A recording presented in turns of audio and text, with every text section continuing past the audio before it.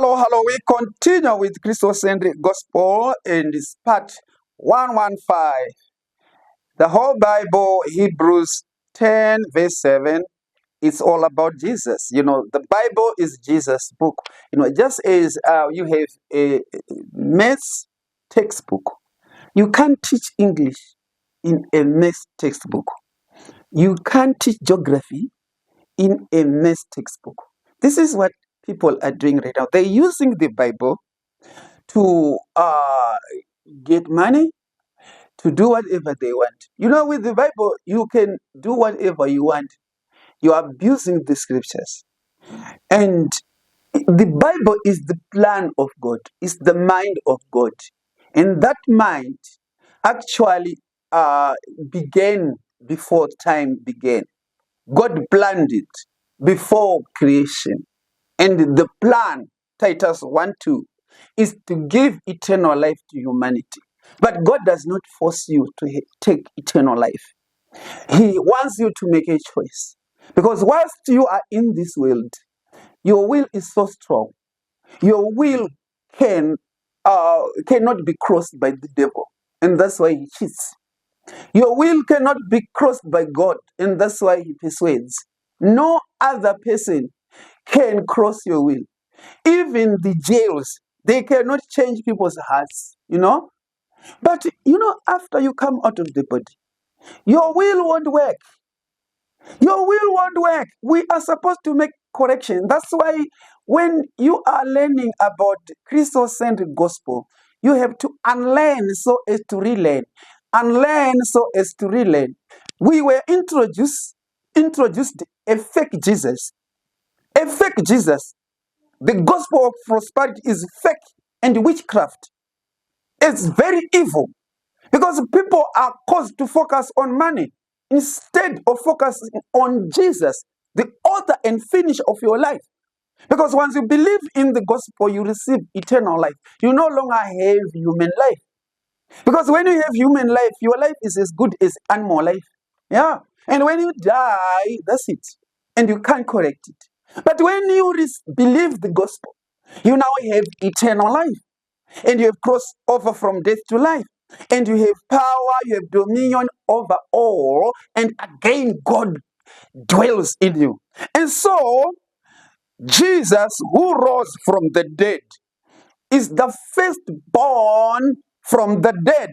And as firstborn from the dead, he is the sum of four, or the model of sons of God.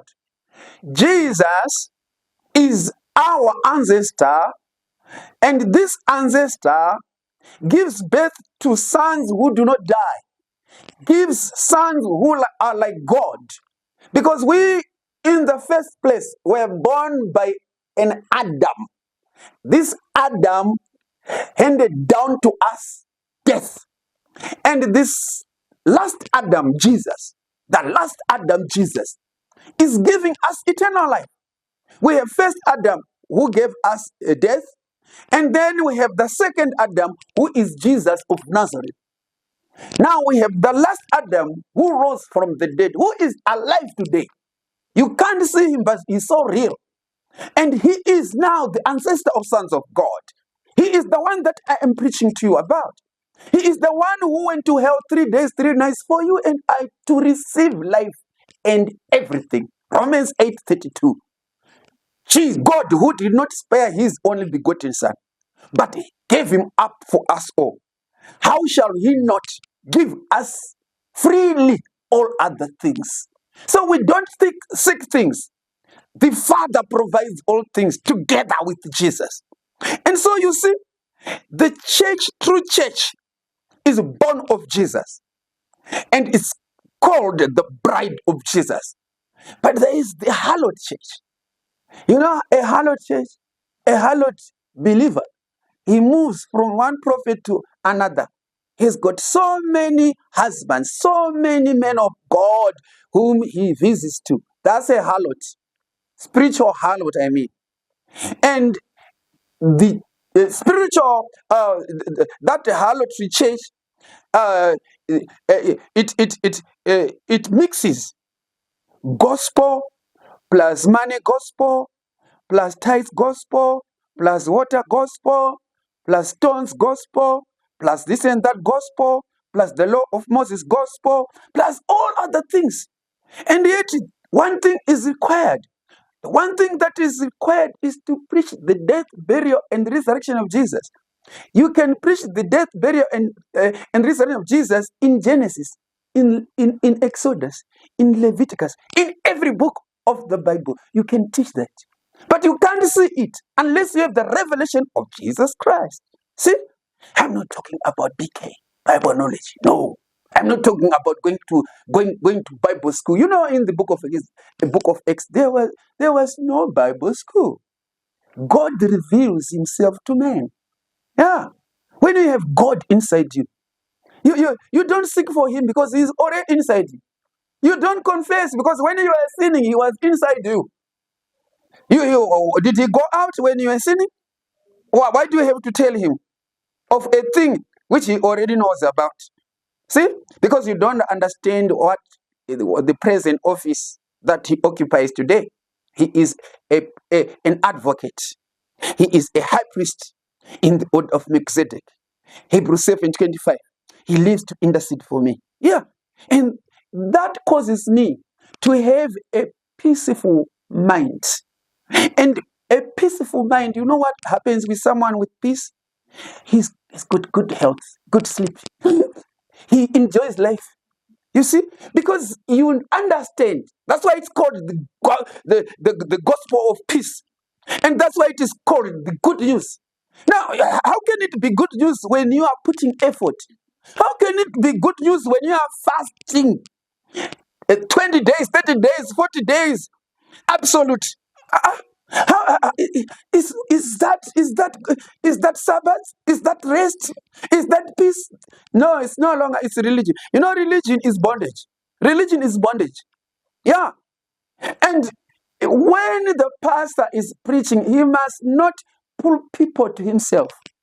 He must point people to Jesus, direct people to Jesus, give knowledge to the people about Jesus who lives in them. Jesus lives in us. He's not outside, he's in us. And therefore, the false church is an imitation. And a lot of people are going to be lost because of a man who loves money so much and has twisted the gospel. 2 Corinthians chapter number 11 verse 4. There is another spirit in that church. There is another Jesus being spoken there. There is another gospel being preached in that church.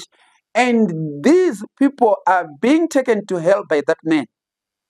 And this man is taking money from these people, and he is building his empire through your money. And at the end of the day, you are in hell and you can't change it. It's too late. You wasted time. Hey, listen to what I'm saying. Believe the gospel. When you believe the gospel, you will know the truth, and you're going to be free from religion. Religion is wickedness, more wicked than these bars, the pubs. The religion is the witchcraft, the number one witchcraft, because it corrupts the mind. Men cannot receive truth because they were given wrong deity. And so now, true church was delivered from darkness to light. True church, Colossians 1, verse 13 to 14, is now righteous by the blood. True church is no longer in darkness, is no longer controlled by demons. No, is now controlled by Jesus. And the pastor has to continue teaching them. And after the church is taught, they in turn will teach others. And they start to preach the gospel. And more sons of God are being born. Because the church has been taught by the pastor. Because the church is a brand new type of a race whom the world has never seen. But they're still hiding in the flesh. They're still hiding in the body. And so they were transferred from darkness to light. They no longer die. They now have eternal life, these people. Not only eternal life, they are righteous through the blood. They are not righteous because of morality. You know, morality is not spirituality. Anyone can exercise morality. There are so many people who are so good out there, but they are not sons of God. And so you see, the church has eternal life in them, and nobody can steal it away from them. John 10, verse 28 and 29. Because the church is in the hands of God and in the hands of the Father. But how can they know unless the pastor has actually taught them? Because the pastor was selected by God. Ephesians 4, 11 and 12, to equip the saints with the knowledge of Christ. Jeremiah 3:15, the duty of the pastor is to explain Jesus. When they know Jesus, they are not moved. They are not moved. They have confidence. They know their new identity. They know how much power they have over the devil and over challenges. You know, nowadays, saints, they are in depression. And once they are depressed, they have sugar, cancer, and other diseases. Not only that, some they condemn themselves because they've been sinning. And now when they try to confess to someone, this someone you are confessing to has his own sins.